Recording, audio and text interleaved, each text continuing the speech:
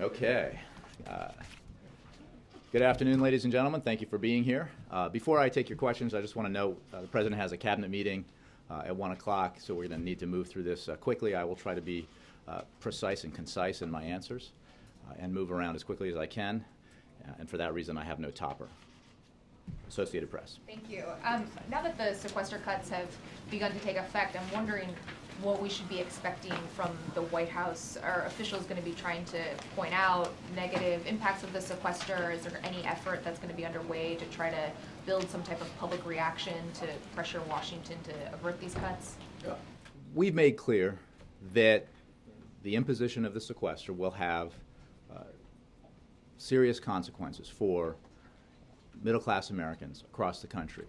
The sequester will have serious consequences for Defense Department contractors, civilian workers, and for our defense readiness. It will have serious consequences for families whose child will lose a Head Start slot, for workers on the border security agents, for air traffic controllers who will have their hours cut. And I'm sure you will be hearing about these impacts from Americans themselves who will wonder why Republicans made this choice, why they wouldn't go along with what they did 2 months ago, why they wouldn't go along with balanced deficit reduction, why they chose protecting tax loopholes for the few rather than protecting the jobs of the many or protecting our economy. There have been and there will be specific effects that we'll see, and there will be the overall effect, which I don't think anybody argues with. The CBO, macroeconomic advisors, Moody's, others have estimated that we will lose up to 750,000 jobs because of sequester if it stays in place, and our economy will grow by a full 0.5 percentage point more slowly than it would have otherwise, or more. We'll continue to talk about this because it's bad for the country. It's unnecessary. It's a self-inflicted wound on the economy. But we'll also continue to work on those things that the American people expect us to work on creating jobs, growing the economy, making sure that we get comprehensive immigration reform, making sure that we move forward towards getting a comprehensive set of initiatives in place to reduce gun violence and other things. What was the president asking of the lawmakers he talked to on Saturday, and can we also get a list of the lawmakers that he called? The president had conversations with Republicans and Democrats over the weekend about the sequester specifically and the broader issue of balanced deficit reduction. And he spoke here the other day about believing that there is a caucus of common sense out there, lawmakers of both parties who understand that we need to do tough things to achieve entitlement reforms because that's the right thing for our economy, and we need to do tough things on tax reform, tough things for Republicans, go along with tax reform in a way that generates revenues to pay down our deficit, and that's the kind of discussion he's having with lawmakers, and he'll continue to have, because he believes that there are Republicans who both those who have spoken publicly about it and others who have not, who support the general premise of balance, who support the idea that we should reform our tax code in a way that eliminates these special breaks for the few and the wealthy and the well-connected, and to use that revenue for reducing our deficits so that we don't put the burden solely on senior citizens or families with children who have disabilities and the like. So, he'll continue those conversations. I don't have a list for you.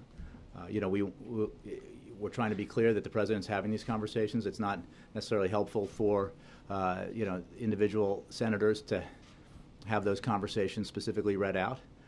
But of course, you're welcome to contact senators yourself. Yes. Is the president open to having talks, or perhaps having talks already with lawmakers specifically on finding ways to reduce the impacts of the sequester?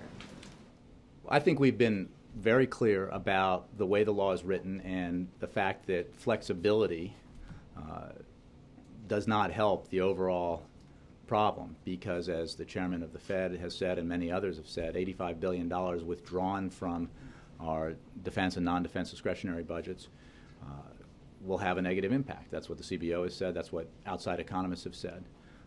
And certainly we're seeing some of those impacts already on regular folks out there who are trying to make ends meet but are finding out through warn notices or other advisories that they may lose their jobs, or they're going to lose some of their pay, or they're going to be furloughed. So we're working with, and we'll continue to work with Congress towards achieving a compromise that eliminates the sequester, that achieves balanced deficit reduction, that does it in a way that allows our economy to grow and to help the middle class grow. Because the president firmly believes that our economy is at its strongest and its best when it grows from the middle out and not the top down. That's been proven by our history. So, that's the effort that we're undertaking. And how, you talk about moving forward with gun control, immigration reform, but how do you do that when we're mired in this discussion about the budget? Well, you do it because you have to do it, because these issues matter and they're important, and there are lawmakers on both sides of the aisle who believe that those issues are important and should be acted on, and we're working with members, both Republicans and Democrats, on those issues. And they're very key to the president's second-term agenda. He thinks they're the right thing for the country, right thing for our families, right thing for our economy. So he will continue to work on those issues, just as he will continue to work on enhancing our national security and continue to work on measures to, in spite of the impacts of the sequester, to improve job creation and economic growth and help the middle class. It is unfortunate. Again, this is a wholly unnecessary decision that was made by Republicans to allow this to happen. If you step back, what is somewhat remarkable about it, because you see Republicans calling it a victory for the Tea Party, or a victory because they stood up to the president on spending. But remember what Republican goals are supposed to be. Republican budgets call for an increase in defense spending, not the dramatic cut we're seeing with the imposition of the sequester. Republicans generally talk about increasing our border security presence, consistent with the way it's increased over the years, doubled since 2004. Obviously, sequester does the opposite. Republicans say they're the party of deficit reduction, long-term deficit reduction. The sequester doesn't achieve that. The Republicans say that they want entitlement reforms. There's nothing in the sequester that achieves entitlement reform. They say they want tax reform. There's nothing here that meets that objective. The president has put forward a proposal that does meet those objectives, that achieves entitlement reform, that achieves tax reform in a balanced and fair way, that allows for the necessary level of funding for our national security interests, that allows for the continued strengthening of our border security. And he hopes that having achieved this empty victory, at least as they see it, the Republicans will understand that their goals are being unmet here. So not only are Americans suffering from this, regular folks, but their objectives are being unmet. And there's an opportunity to change that dynamic, to do something that's good for the country, that's good for the economy, and that's to come together around a plan that would reduce our deficit in a balanced way, that would embrace both entitlement reform and tax reform towards deficit reduction.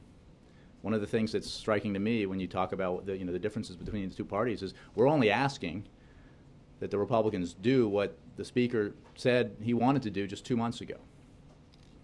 Enact tax reform, achieve revenues by closing loopholes for the well-off and the well-connected, and use that money towards deficit reduction, a very conservative goal.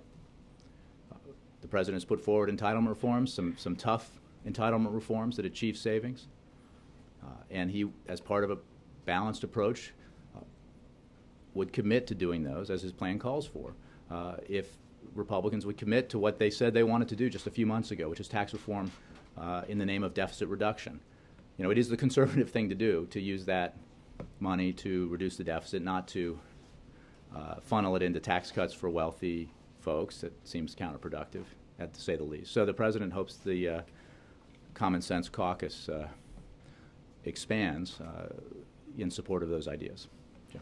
Jay, isn't the sequester really here to stay? Because I think what you saw over the weekend is that you heard the two Republican leaders, Mitch McConnell and John Boehner, start talking about how we need to work through a continuing resolution. They were confident that that would happen. What makes you think that you can go back and do away with these cuts in the sequester? Well, for all the reasons I just mentioned, and that is that the sequester does not achieve any of the stated objectives of the Republican Party, of Republican leaders. It creates all the harm that Republican leaders said it would create when they were decrying the sequester just a few months ago. They're not going to come back and do anything in terms of revenues. Well, there's not one Republican, Mitch McConnell said, who's in favor of increasing revenues. So well, that's it false seems on that its, you're at an that's impasse. false on its face, because since there are a number of Republicans who said they support tax reform that creates revenues, and they've said so publicly, including very prominent Republicans. So there's that. But the issue here is on the continuing resolution and funding the government. We certainly support the idea that, as the President said from here, that we should not create another crisis on top of this one, another manufactured showdown, that Congress ought to pass a CR without drama, as it has a half dozen times since April of 2011. You probably didn't know it was that many times because there was no drama around it. And to do that in a way that's practical and non-political and consistent with the levels of the Budget Control Act. You know, we'll see what Congress does. We'll see what the Republicans do. But the President, as you heard him say, would support that approach so that we don't add crisis upon crisis here. But to the broader question about dealing with the sequester, we need to do that, but we can do it if we follow the path that the public says it wants Republicans and Democrats to follow, that the President has embraced, that bipartisan commissions have said is the right way to go. And we hope that we can achieve that, because if we do, we can really unleash some of the potential, the bottled up potential in our economy that exists, as many economists have said, that the 2013 could be a very strong year economically if Washington would stop doing harm to the economy and start doing things that would help the economy. And I was just, Sure. as a follow-up, well, not really a follow-up, but maybe on a separate front. I won't hold you to it. Earlier this morning, Secretary Napolitano said that lines at some of the biggest airports over the weekend were 150 to 200% longer. We're asking Homeland Security for some kind of metrics to back that up, but given the fact that there was sort of this back and forth over teacher layoffs with Secretary Duncan, and even the President talked about janitors that might be impacted at the Capitol, that may not be the case. What is the administration doing to make sure that these numbers are not hyped? Because might that undercut your message? Here's the thing. If you disagree with the CBO and with outside economic analysts who say that up to 750,000 jobs will be lost, well, you should make that case. Those are real people. And of course, many, many more will see their wages cut or their days on the job reduced. That's just a fact. And the impact on the overall economy, that is an established, predicted fact by outside economists as well as the CBO. You know, there's no way to do what the sequester calls for and not create these negative effects. And there are just numerous examples already of what's going to happen. The Department of Defense has informed Congress it will have to furlough 750,000 workers, and the Navy has told Virginia it will have to cancel maintenance on 11 ships. The Army has begun curtailing training for all units except those deploying to Afghanistan. The Department of Justice transmitted approximately 115,000 furlough notices to all DOJ employees. General Dynamics, NASSCO, a major ship design, construction, and repair company, mailed warn letters to about 1,040 employees in San Diego, Norfolk, and Mayport, informing them that they could be indefinitely laid off in April, at the end of April through the summer, due to the possible cancellation or delay of maintenance and repair work and uncertainty created by sequestration. These are the examples, and I would refer you to the different agencies about how they'll be felt and which individuals will be harmed by them. On the issue of the janitors, it is if you work for an hourly wage and you earn overtime and you depend on that overtime to make ends meet, it is simply a fact that a reduction in overtime is a reduction in your pay. Now, obviously, there are some folks for whom working hourly is a distant memory, if it's a memory at all. But that's a fact, and it's a fact for many families. Yeah, Major. One question on the flexibility issue that's arising as House Republicans draft their continuing resolution. To what degree is the administration interested in negotiating over flexibility for the defense side of this, which appears to be the House Republicans' central focus as they craft this amendment onto a rather standard continuing resolution? Well, I would like to wait to see what Congress produces. As Gene Sperling said over the weekend, we want to see something that is practical and non-political and consistent with the levels established in the Budget Control Act that both parties agreed to overwhelmingly. I'm not going to analyze hypothetical actions that they may take. We'll have to see what they produce. All right, on Iran, is there any thought being given here at the White House of canceling the president's trip to Israel because there is not a government formed yet under Prime Minister Netanyahu? We have no scheduling changes to announce. The president is looking forward to very much his trip to Israel and the region, and we're on course planning that trip. There were developments over the weekend, announcements from Iran about 3,000 centrifuges at Natanz, the IAEA report saying that they can no longer say categorically that all of the research and development is for peaceful uses, and Prime Minister Netanyahu just told AIPAC a few moments ago Iran's getting closer, sanctions haven't worked, and the red line time is drawing near.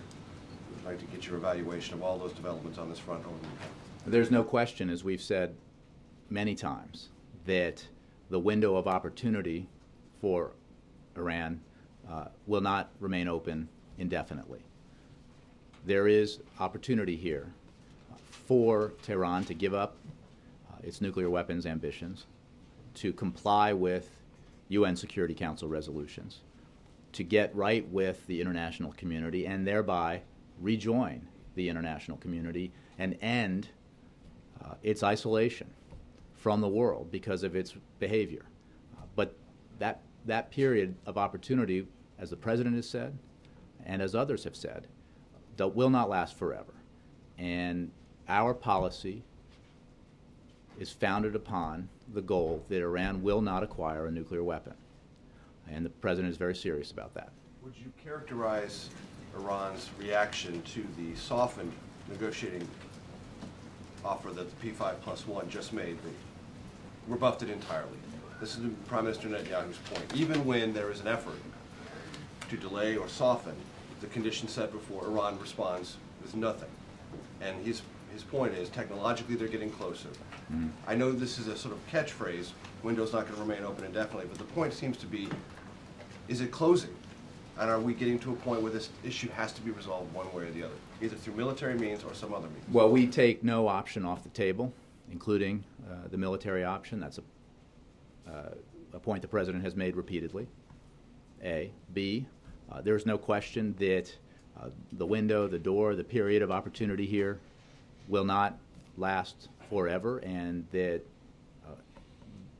the more that Iran flouts... It can't last forever is obvious. What I'm trying to get at is we getting to a point where There's decisions have to be made very soon? There's no question. Well, I won't characterize a time frame here, but there's no question that as Iran continues to flout its responsibilities, as it continues to take seriously the insistence of the international community and fails to produce tangible progress in P5+1 talks, that its opportunities to get right with the international community diminish, as does the time frame in which they can do that. But I'm not going to put a date certain, an end date certain. Obviously, there's a lot upon which that depends.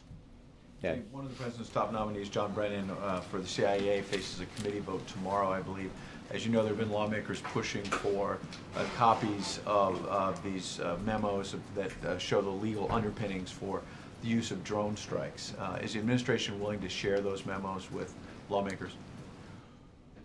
We have, as you know, taken action to share advice from OLC to the relevant committee members. We are working with the committee to provide information that is consistent with their requests, obviously mindful of all the national security issues that are at stake in a situation like this. And we look forward to John Brennan being confirmed passed out of committee and then confirmed by the Senate to be the next CIA director. He is extraordinarily qualified for the position, and he needs to get on the job. I understand that you've shared, as you say, the Office of Legal Counsel advice on it, but do you think the nomination can get through without the actual memos being shown to lawmakers? Again, Ed, I can't get into a lot of detail about these issues. We're working with the committee. We have taken extraordinary measures in a unique situation to be forthcoming with information, and we are continuing to work with the committee to meet their concerns. Two other quick things. More than a week has passed since the initial reports suggesting that some of the president's outside advisors were offering access to him for $500,000 contribution to Organizing for Action, this outside group that is at least connected with the president and his former campaign aides like Jim Messina.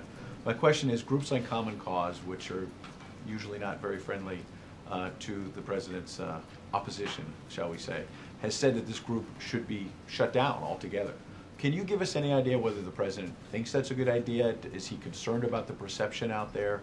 Are you trying to push back on the idea that they will get access for $500,000? Well, I think I push back on it, and I'll push back on it again. Any notion that there is a set price for a meeting with the President of the United States is just wrong. As you know, Organizing for Action was set up to promote the President's public policy agenda. Therefore, as anyone would expect, the President would likely meet with their representatives to discuss his agenda. But again, any notion that there's a price for meeting with the President is simply wrong. I would send specific questions about how they do their fundraising to the organization. But it is worth knowing that they are going beyond what is required by disclosing donors and not accepting any funds from lobbyists rather. You know, it is, the bottom line here is that this is a separate organization, as we've noted, the existence of which is perfectly appropriate, and the White House will engage with it consistent with the way we engage with a whole host of other outside constituencies. But basically, people could still give money to this outside group as long as it's not directly attached to access. You've got nothing to do with the money that's going in there. So the White House sets the president's schedule, and there is no price to meet with the president. You know, organizations have fundraising. They raise money, and this one has committed to disclosing its fundraising activities, but I would refer you to them for more on that. Last thing on sequester. At the top of this, you said something to the effect of Republicans made a choice here to let these sequestered cuts go through, as assumed the context of it. The president's made choices as well, obviously, and including the fact that his own staff came up with the idea for sequester. I understand Republicans ended up voting for it, and they bear some responsibility here as well. It needs to be said. However, does anyone here at the White House regret the fact that people inside this White House came up with this idea in the first place? Well, Senators Graham and Rudman came up with the idea back in the 1980s. But let's be clear, and those who were on the inside and those of you who covered it closely will remember that Republicans were pushing for a trigger, a hard trigger, as part of the negotiations to avert a default. The White House proposed numerous triggers that included revenues. Republicans absolutely, adamantly, categorically refused to include revenues in the triggers, a position that may sound familiar. They insisted on a spending cut only trigger. That is what sequester is. It is a spending cut only trigger. The fact that it's called that was because that's what it was called back in the 1980s under the deficit reduction package known as Graham-Rudman-Hollings that President Reagan signed when they had a trigger, a spending cuts only trigger that was evenly divided between defense spending and non-defense spending. And it's true that that was put on the table as part of the demand for a spending cuts only trigger, that let's do it the way they did it back under President Reagan. Our team said to Republicans, thinking that might be appealing. And it was so appealing that John Boehner said he got 98% of what he wanted. Every House Republican leader voted for it enthusiastically, and Speaker Boehner said he was pretty pleased with the outcome. So this is all pretty irrelevant. What is relevant is that it was never supposed to be policy, and Republicans themselves, on so many occasions that I'm sure we've all lost count, said that we had to do everything we can to avert sequester, that it would be enormously damaging. Speaker Boehner just a few weeks ago in the Wall Street Journal said it would do harm to our national defense and would cost thousands of jobs, and he's right. So it was a choice to allow sequester to take effect rather than embrace the idea that the American people strongly embrace, that a majority of Republicans strongly embrace out in the country, which is that we can close a few loopholes for the wealthy and well-connected, cap a few deductions, and achieve balanced deficit reduction in a way that would eliminate the sequester entirely. Let's just do that. Let's do that, and Republicans can say that they achieved some very important goals that are elemental to Republican and conservative philosophy, which is we need deficit reduction, we need entitlement reform. And the president says, I'll meet you halfway towards that, and we need tax reform, and we'll do that. So let's do it in a bipartisan, balanced way. John, then Peter. Jay, how big In a April. priority, how high a priority is it for the president to win back the House of Representatives for Democrats? Well, he's obviously interested in the success of Democrats, but I noted the story that probably prompted your question, and I think it goes without saying that a president wants those in his party to do well, but it is not a focus of his, particularly at this point. He is focused on trying to get bipartisan consensus around some very important policy objectives. Balanced deficit reduction that helps our economy grow and create jobs. Comprehensive immigration reform that helps our economy and the middle class. Common sense measures that reduce gun violence in this country. Investments in clean energy technology that help build industries here in this country and help deal with climate change for the future. So, that's what he's focused on right now. Does he agree with the head of the Democratic House Campaign Committee who said the president understands, and he said this was based on a conversation with the president understands that to get anything done, he needs a Democratic majority in the House of Representatives? Well, the president certainly believes that, as other presidents before him have believed, that it is easier sometimes to enact your agenda when you have more members of your party in Congress, but it is also the president's belief, and it is established in fact in recent history, that you can achieve important policy objectives with divided government, with, in his case, Republican leadership in the House and Republican semi-control in the Senate through the filibuster. And that's what he's done, and he hopes to continue to do that. I mean, we're talking here about opportunities on immigration reform and other issues, including balanced deficit reduction, that require bipartisan support, and based on what we know in terms of the progress the Gang of Eight is making, or the progress that's being made in moving forward on reducing gun violence, and the progress that is represented by the voices of those Republicans who say they embrace what the majority of the country embraces, and they embrace what the majority of Republicans embrace when it comes to deficit reduction, that we can do these things. And the president, that's what his focus is. So the Republicans who say that the president is, they're worried the president going into any one of those issues you just mentioned, is going into this not necessarily to get anything done, but to position himself to have, a better run at the midterm elections. I mean, just to quote Steve Israel again, to have a legacy in 2016, he will need a House majority in 2014, and that has to start now. Look, it is just not accurate that the president doesn't want these accomplishments. He is expending great political capital and energy on the proposition that he wants immigration reform done in a bipartisan way and done early. That's why he has pushed so hard for the Senate to move forward in its efforts. That's why he has pushed on gun violence measures and put forward a comprehensive package so early in the first year of his second term. And that's why he continues to have on the table the offer that he made to Speaker Boehner when it comes to completing the $4 trillion job here of deficit reduction over 10 years that would help achieve that fiscally sustainable path that we want for our economy over the next decade.